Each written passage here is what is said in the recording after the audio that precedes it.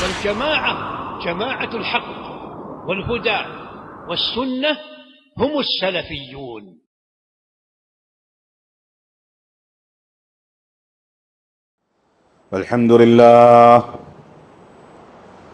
الحمد لله نحمده ونستعينه ونستغفره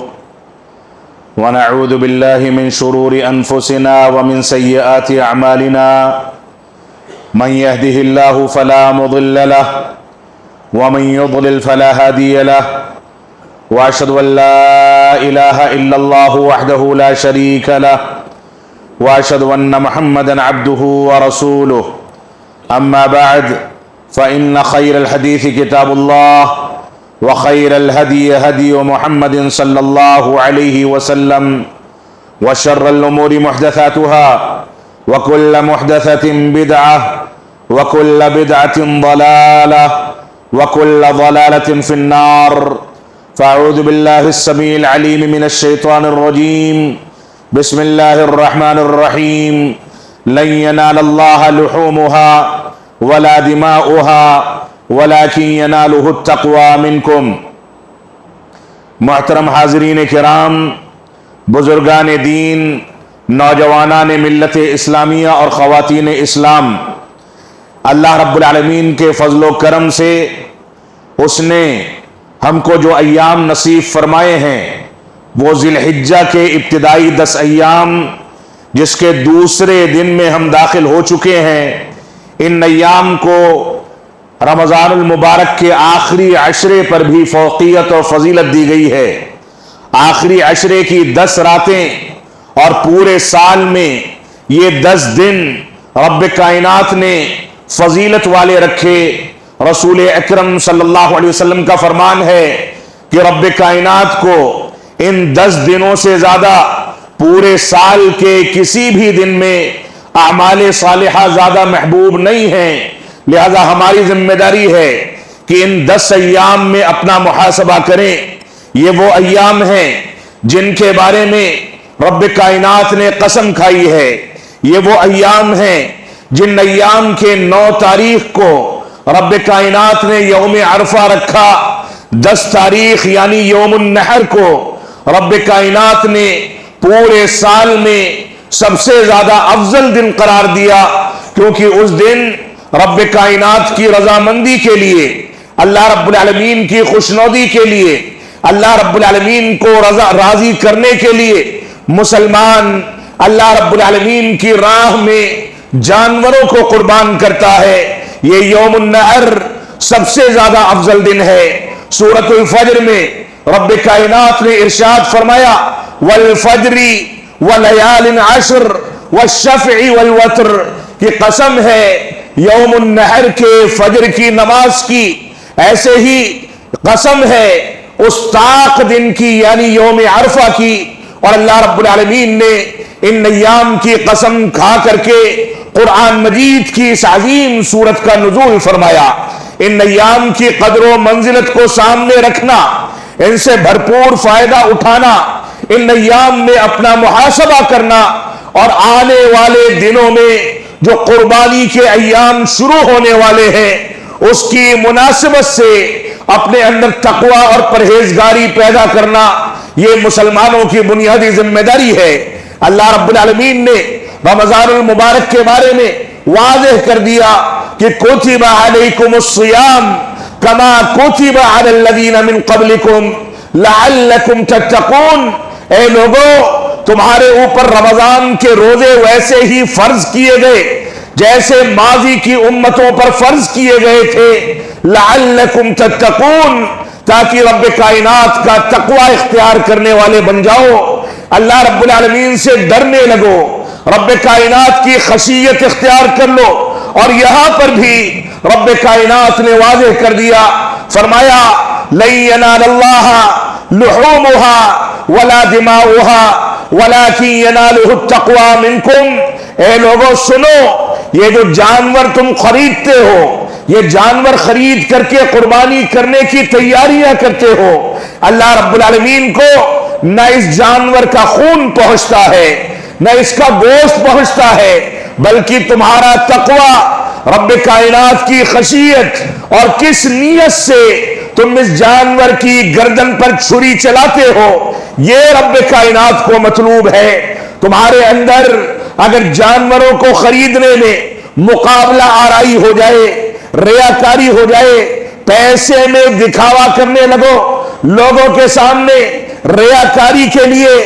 بڑے سے بڑے جانور خرید کر کے لاؤ کہ میں فلاں سے زیادہ خوبصورت اور ہٹا کٹا جانور لے کر کے آیا ہوں، تو یہ ریاکاری ہے، یہ رب کائنات کو مطلوب نہیں ہے۔ لیکن بدقسمتی ایسی ہے کہ آج مسلمان ایک دوسرے کا مقابلہ کرتا ہے۔ پڑوسی نے اتنے ہزار کا بکرا خریدا، میں اس سے مہنگا بکرا لے کر کے آؤں گا۔ پڑوسی نے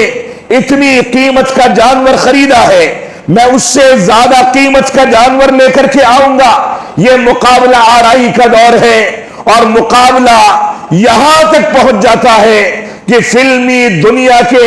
فحش کاری کو پھیلانے والے افراد اور شخصیات کے نام سے ان جانوروں کو موسوم کر کے ان کی قیمتوں کی بولیاں لگائی جاتی ہیں، ریاکاری کی انتہا کی جاتی ہے۔ رب کائنات نے واضح کر دیا، لن ینال اللہ لحومها ولا دماؤها ولکن ینالہ التقوی منکم۔ اے لوگوں سنو، نہ اس کا خون پہنچتا ہے، نہ اس کا گوشت پہنچتا ہے، بلکہ رب کائنات کو تقوی مطلوب ہے کہ تم نے 1 روپے سے لے کر کے معمولی قیمت تک بھی اگر جانور خریدا ہے تو رب کائنات کی رضامندی کتنی مطلوب تھی، نیت کتنی صاف تھی، یہ چیز رب کائنات کو پسند ہے۔ لیکن ہم آج اس سے دور ہوتے چلے جا رہے ہیں۔ ہماری ذمہ داری ہے کہ قربانی کے جانور کو ذبح کرنے سے پہلے اپنے اندر اخلاص پیدا کریں، تقوی پیدا کریں، رب کائنات کی رضامندی کی ایک جھلک ہو، اللہ رب العالمین کو یاد کیا جائے، قربانی کی تاریخ کو یاد کیا جائے کہ رب کائنات نے ابراہیم علیہ السلام جن کی زندگی کو قرآن مجید میں اسوہ اور نمونہ قرار دیا، یہ ابراہیم علیہ السلام ہمارے لیے آئیڈیل کیوں قرار دیے گئے، ان کی زندگی کو اسوہ اور نمونہ کیوں قرار دیا گیا؟ رب کائنات نے قرآن مجید میں واضح کر دیا کہ اس وجہ سے اسوہ اور نمونہ قرار دیا گیا کہ ابراہیم علیہ السلام اور ان کے ساتھی یہ رب کائنات کی رضامندی اور اس کی توحید کے تقاضوں کی تکمیل کے لیے اپنی قوم کے سامنے جب آئے تو قوم سے برات کا اعلان کر دیا اور واضح کر دیا کہ ہمارے اور تمہارے درمیان عداوت اور دشمنی کا اعلان کیا جاتا ہے، یہاں تک کہ تم رب واحد کی جانب رجوع کر لو، اللہ رب العالمین کی رضامندی کو تلاش کرو۔ ہمارے اور تمہارے درمیان جو محبت کا پیمانہ ہے وہ توحید ہے، ہمارے اور تمہارے درمیان محبت کا جو پیمانہ ہے وہ رب کائنات کی رضامندی اور اس کی وحدانیت، رب کائنات کی خوشنودی اور اللہ رب العالمین کے دین کی پیروی ہے۔ اگر تم نے رب کائنات کی پیروی نہیں کی تو ایسی صورت میں بدا بیننا و بینکم العداوۃ والبغضاء، کہ ہمارے اور تمہارے درمیان عداوت اور بغض و کینہ اور دوری اور تم سے بائیکاٹ کا اعلان کیا جاتا ہے۔ یہ توحید کا تصور ہے کہ رب کائنات کے رضامندی کے لیے، اللہ رب العالمین کی توحید کے تقاضوں کی تکمیل کے لیے مسلمان اس تصور کے تحت زندگی گزارے۔ تو رب کائنات نے ابراہیم علیہ السلام کو، ان کی زندگی کو ہمارے لیے اسوہ اور نمونہ قرار دیا، کیونکہ وہ توحید پر مستحکم تھے، توحید کی بنیادوں پر چلنے والے تھے۔ لہذا ہماری ذمہ داری ہے کہ توحید کے تقاضوں کی تکمیل کی جائے۔ ابراہیم علیہ السلام کے بارے میں رب کائنات نے قرآن مجید میں بالکل واضح انداز سے یہ اعلان کر دیا کہ ابراہیم کی زندگی میں تمہارے لیے نمونہ ہے، ابراہیم کی زندگی تمہارے لیے آئیڈیل ہے، کیونکہ ابراہیم علیہ السلام کو بڑھاپے میں جب لاٹھی ملی تھی، بڑھاپے کا سہارا ملا تھا، اسماعیل علیہ السلام ان کے گھر میں کھلکھاریاں مارنے کے لیے، ہنسنے اور لوگوں کو خوش کرنے کے لیے ان کی پیدائش ہوئی، تو رب کائنات نے اپنے بندے کو آزمانے کے لیے کہا کہ ابراہیم میں تم کو حکم دیتا ہوں کہ اپنے بیٹے کو ذبح کر دو۔ یہ صورتحال تھی، وہ تیار ہو گئے بیٹے کو قربان کرنے کے لیے۔ رب کائنات نے بیٹے کی جگہ پر میڈھا لا کر کے رکھ دیا، ان کی آنکھوں پر پٹی بندھی تھی، جب دیکھتے ہیں تو خوشی سے پھولے نہیں سماتے۔ یہ آزمائش تھی، جس آزمائش میں باپ اور بیٹے نے مکمل طریقے سے مضبوطی کے ساتھ قائم رہ کر کے رب کائنات کی تابعداری کو اور اس کی فرما برداری کو اختیار کیا تھا۔ بیٹے نے واضح طریقے سے کہہ دیا کہ ابا جان، آپ کو رب کائنات نے جو حکم دیا ہے اس حکم کی تکمیل کریں، آپ مجھ کو فرما برداری کرنے والوں میں سے پائیں گے۔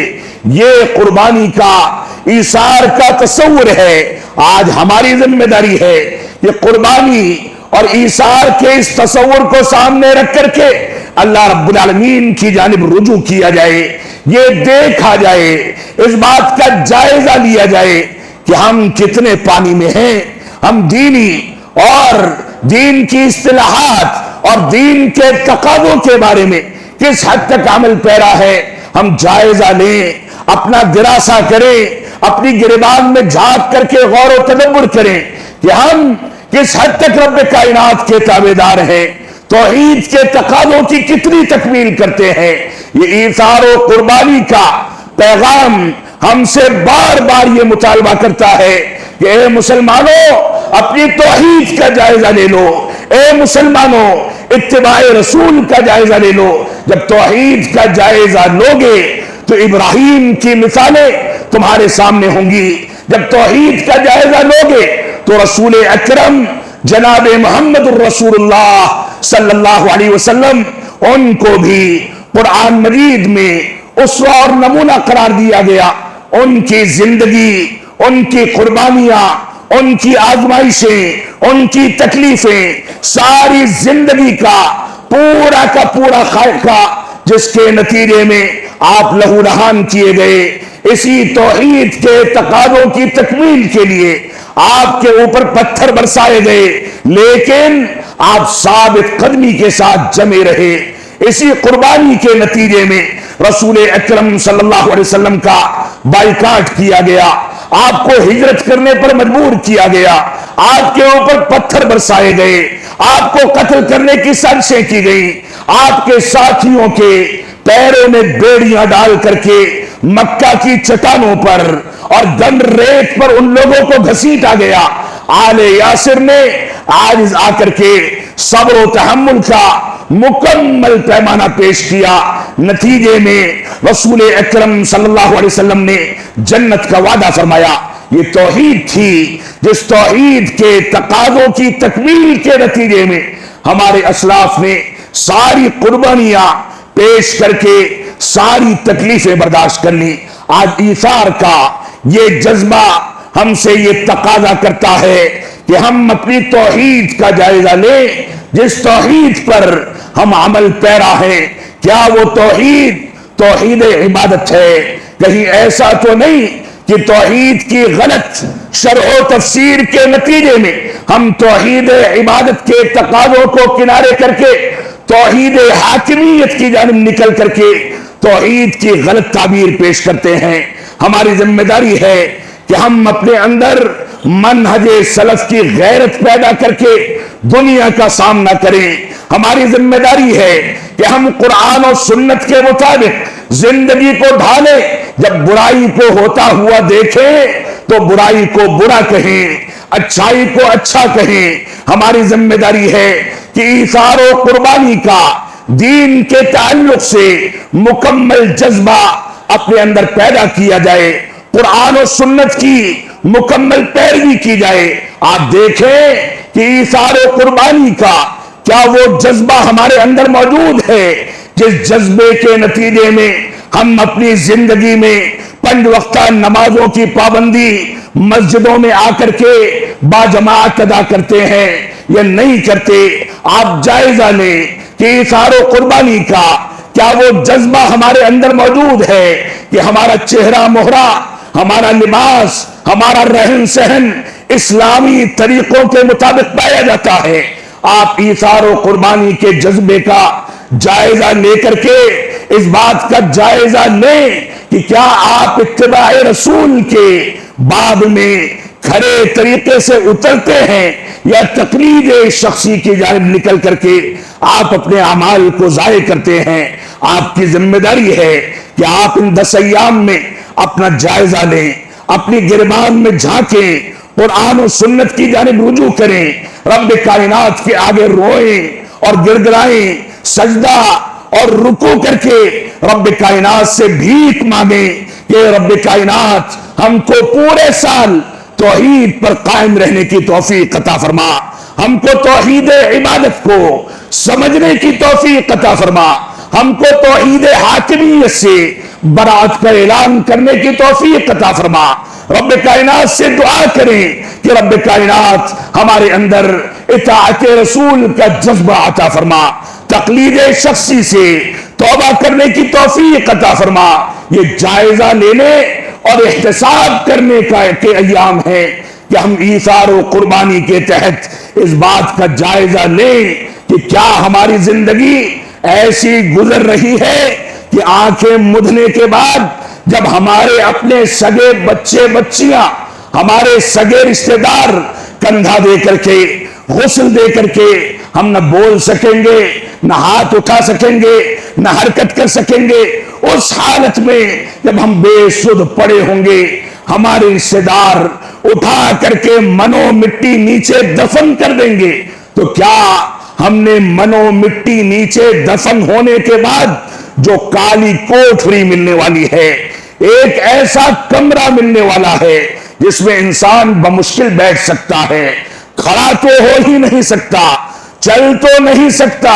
اس کالی کوٹھری میں جو 3 سوالات کیے جائیں گے، یہ ایام اس بات کا جائزہ لینے کے ایام ہیں کہ کیا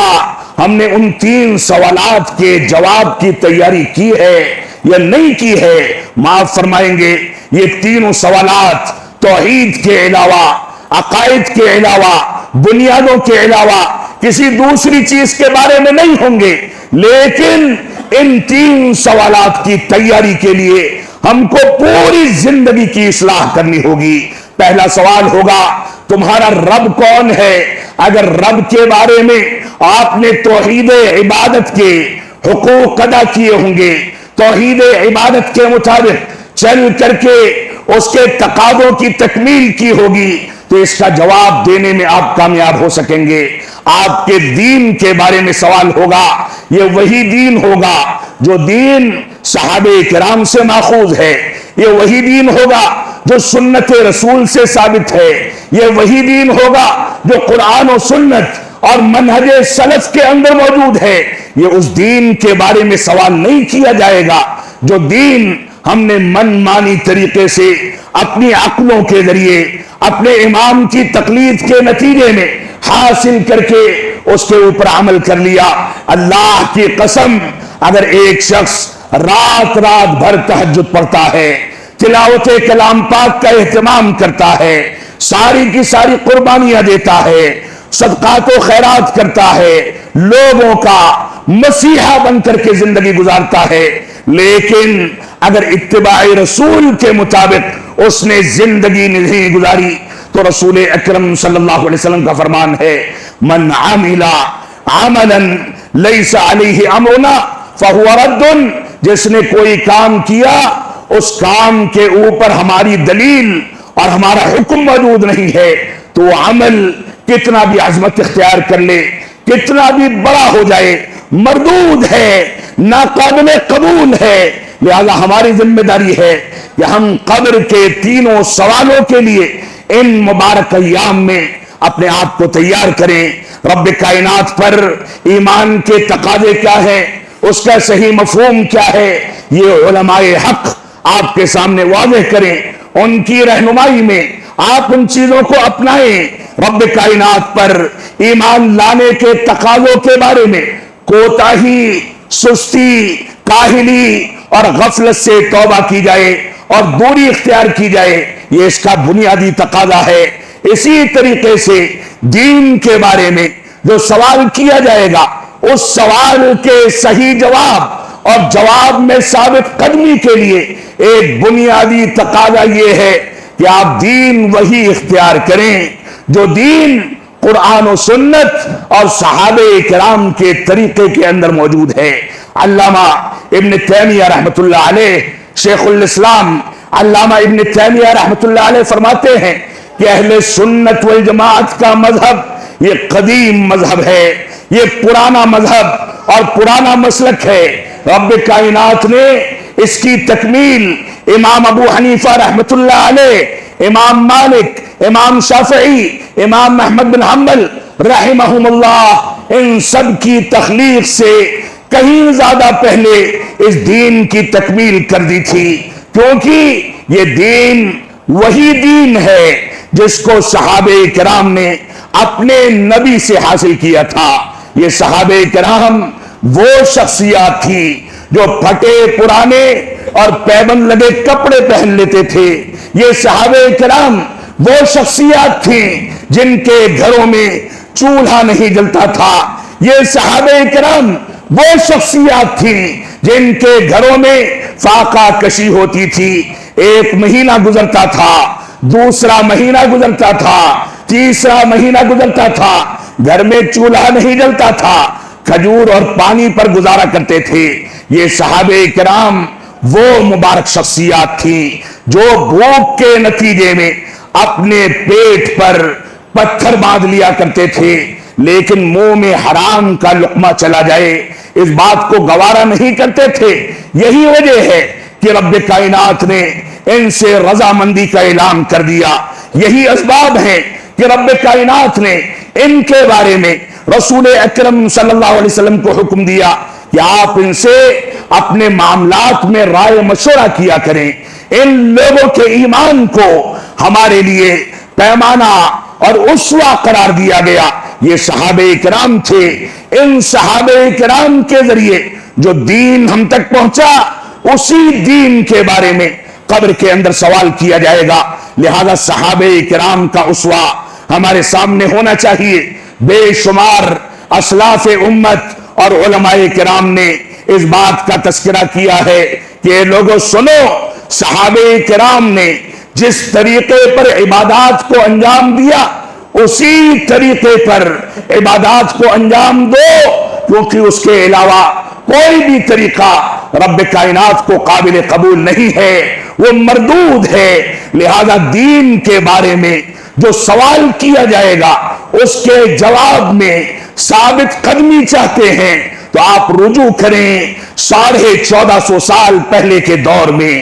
آپ رجوع کریں نبی آخر الزماں کے اسوے کی جانب، آپ رجوع کریں قرآن و سنت اور صحابہ کرام کے طریقے کی جانب، اور اس بات کو سمجھ لیں جس نے صحابہ کرام کی تنقیص کر دی، توہین کر دی، خلافت و ملوکیت کے بہانے سے صحابہ کرام کی جانب انگلیاں اٹھا دی، جس نے صحابہ کرام کے اوپر کوئی نکیر کر دی، آنکھیں پھاڑ کر کے ان کی جانب غلط طریقے سے دیکھ لیا، جس نے صحابہ کرام پر ذرہ برابر کوئی شک و شبہ کیا، وہ حقیقت میں دین اسلام سے دور نکل جاتا ہے۔ لہذا ہمارا ایمان ہے جو لوگ صحابہ کرام کی تنقیص کریں، توہین کریں، یا تنقیص و توہین کرنے والوں کا ساتھ دیں، ان کے ساتھ اٹھے بیٹھیں، ان کے ساتھ چلیں، ان کے ساتھ بیٹھیں، ان کو اپنے مدارس میں بلا کر کے اسٹیج کی زینت بنائیں، ان کو منبر و محراب دیا کریں، ایسے لوگوں سے اہل سنت والجماعت کا اجماع ہے، اور ہم اس بات پر مکمل یقین رکھتے ہیں کہ ایسے لوگ بدعتی ہیں، ان سے برات کا اعلان کرنا، ان سے عداوت کا اعلان کرنا، ان سے دوری اختیار کرنا، ان کے لیے اپنی مسجدوں کے دروازوں کو اور کھڑکیوں کو بند کر دینا، اپنے خاندانوں سے ان کو رخصت کر دینا، یہ ہمارے ایمان کا حصہ ہے۔ لہذا دین میں اگر اس کے جواب کے بارے میں آپ کو ثابت قدمی چاہیے تو صحابہ کرام کے اسوے کی جانب 1450 سال پیچھے ہٹ کر کے آپ رجوع کریں۔ وہی دین آپ کو منو مٹی نیچے چند گز کے اس کمرے کے اندر جو کاری کوٹری ہوگا اس میں یہی دین کام آنے والا ہے، اور اسی کے بارے میں آپ سے سوال کیا جائے گا۔ اور تیسرا سوال ہوگا محمد الرسول اللہ صلی اللہ علیہ وسلم کے بارے میں کہ تم اس شخصیت کے بارے میں کیا کہتے ہو جس کو محمد الرسول اللہ کہا جاتا تھا؟ تو محمد الرسول اللہ صلی اللہ علیہ وسلم آپ پر ہمارے خاندان، ہمارا جال و مال، ہمارا سارا کا سارا سرمایہ قربان جائے۔ آپ کے بارے میں جو سوال کیا جائے گا اس سوال کا صحیح جواب وہی دے سکے گا جو اتباع رسول کے تقاضوں کی تکمیل کرے گا۔ ساری دنیا ایک جانب ہو جائے، اتباع رسول کا تقاضا یہ ہے کہ ہم اکیلے کھڑے رہیں تو بھی اسی پر جمے رہیں، اسی کے مطابق زندگی گزاریں، اس کے مطابق پوری قربانی اور ایثار کے جذبے کے ساتھ آگے بڑھتے رہیں۔ اور روایات میں ملتا ہے، صحیح بخاری وغیرہ کی روایت ہے کہ جب انسان ان سوالوں کا جواب دے دے گا تو اس کے لیے قبر کو کشادہ کر دیا جائے گا، جنت کی کھڑکیاں کھول دی جائیں گی، اور اگر جواب نہیں دے سکے گا تو اس کے لیے قبر کے دونوں پاتوں کو تنگ کر دیا جائے گا، دائیں پسلی بائیں پسلی میں اور بائیں پسلی دائیں پسلی میں داخل ہو جائیں گے، اور چیخے گا، پکارے گا، اور اس کی چیخ سے ساری مخلوقات انسانوں اور جناتوں کے علاوہ بل بلا اٹھیں گی۔ یہ رب کائنات نے ہم کو خبر دی ہے جو صحیح بخاری کی روایت میں موجود ہے۔ وہ کہے گا کہ میں کنت اقول ما یقول الناس، اگر جواب نہیں دے سکے گا تو کہے گا میں تو دنیا میں وہی کچھ کہتا تھا جو لوگ کہتے تھے، لوگوں کی سنی سنائی باتیں میں نقل کر دیتا تھا، اسی کے مطابق زندگی گزارتا تھا۔ تو فرشتے کہیں گے لا دریتا ولا تلیتا، نہ تو نے صحیح سے سنا، نہ صحیح سے عمل کیا، نہ غور و تدبر کیا، لہذا جاؤ، تم کو عذاب قبر میں مبتلا کر کے تباہی کے دہانے پر چھوڑا جاتا ہے۔ لہذا قربانی کے نزدیک ہوتے ہوتے ان مبارک 10 ایام سے گزرتے گزرتے یہ فائدہ اپنی زندگی میں ہر مسلمان ضرور اٹھا لے کہ اس فائدے کے تحت وہ قبر کے 3 سوالوں کے لیے تیار ہو جائے، وہ اس بات سے فائدہ ضرور اٹھا لے کہ دین کی جانب رجوع کرے اور حقیقی دین کو اپنی زندگی میں نافذ کرے، اس بات کا تصور لے کر کے چلے کہ دین پر چلنے والے ہمارے ولی اور ہمارے دوست ہیں، یہ تصور لے کر کے چلے کہ حقیقی دین کی پیروی کرنے والے یہ ہمارے رشتہ دار ہیں، ہمارے قرابت دار ہیں، اور جنس کی اور خون کی جو قرابت داری ہوتی ہے اس سے کہیں زیادہ محبوب یہ قرابت داری ہے جو اللہ اس کے رسول کی بنیاد پر قائم کی جاتی ہے۔ یہ محبت ساری دنیا کے مسلمانوں کو یکجا کرتی ہے، یہ محبت سارے کے سارے مسلمانوں کو ایک جسم کے مانند بناتی ہے۔ اس جسم کی ایک انگلی کو بھی اگر تکلیف ہو تو سارا جسم اس کو محسوس کرتا ہے، بل بلا اٹھتا ہے۔ یہ اسلام کا حقیقی تصور ہے۔ لہذا ہماری ذمہ داری ہے کہ ان ایام میں ایثار و قربانی کے اس جذبے کے تحت ہم اپنا جائزہ لے سکیں۔ قربانی آتے آتے ہماری ذمہ داری ہے کہ جانوروں کو خریدنے میں تقوی اختیار کیا جائے، جانوروں کی قربانی میں گندگی اور ہر قسم کی غلاظت سے اپنے آپ کو محفوظ رکھا جائے، دوسروں کے جذبات کی قدر کی جائے، قربانی کے جانور ریاکاری کے لیے ضرورت سے زیادہ ذبح نہ کیے جائیں، جتنی ضرورت ہے اتنے ہی قربان کیے جائیں، سنت کے طریقے کے مطابق مخفی طریقے سے ریاکاری سے بچتے ہوئے ان چیزوں کو انجام دیا جائے تو رب کائنات نے فرمایا لن ینال اللہ لحومها ولا دماؤها ولکن ینالہ التقوی منکم. اے لوگوں سنو، یہ جانور جو تم ذبح کرتے ہو، نہ اس کا خون رب کائنات کو پہنچتا ہے، نہ اس کا گوشت پہنچتا ہے، لیکن تمہارا تقوی، تمہاری خشیت، رب کائنات کی رضامندی کا جذبہ، یہ رب کائنات کو مطلوب ہے. رب کائنات ہم کو اس بات کی توفیق عطا فرمائے کہ ہم قرآن و سنت کے مطابق اپنی زندگی کو ڈھال سکیں، ریاکاری سے بچ سکیں، ہر قسم کے غلط عناصر اور منہج سلف سے انحراف اختیار کرنے والے تمام راستوں سے برات کا اعلان کر سکیں، قرآن و سنت کی جانب رجوع کر سکیں. یہی بنیادی مطالبہ ہے، یہی دین کا تقاضا ہے، یہی ایمان کا تقاضا ہے، اور اسی کی تیاری کے نتیجے میں ہم قبر کے اندر جب تنے تنہا رہیں گے، نہ بیٹا ساتھ دینے والا ہوگا، نہ بیوی آ کر کے سہارا دے گی، نہ خاندان کے لوگ تکیہ لگائیں گے، نہ بیماری کے عالم میں دوڑ کر کے اسپتالوں میں ایڈمٹ کیا جائے گا، بلکہ وہاں تنے تنہا اگر کوئی چیز کام آئے گی تو ہمارا عمل صالح کام آئے گا. رب کائنات ہم کو اس کی تیاری کرنے کی توفیق عطا فرمائے. اپنے ایمان، اپنے عقیدے، اپنے منہج کا جائزہ لینے کی توفیق عطا فرمائے. جو لوگ منہج سے جتنے دور ہیں، جتنے منحرف ہیں، ان سے اسی قدر رب کائنات ہم کو برات کا اعلان کر کے قرآن و سنت پر استحکام کے ساتھ زندگی گزارنے کی توفیق عطا فرما. ہم جب تک جئیں تب تک اسلام پر جئیں، جب ہمارا خاتمہ ہو تو ایمان پر ہو. بارک اللہ لنا ولکم فی القرآن المجید ونفعنی وإیاکم بالآیات والذکر الحمید. انہ تعالی جواد کریم ملک بر رؤوف الرحیم. وَقُلْ جَاءَ الْحَقُّ وَزَهَقَ الْبَاطِلُ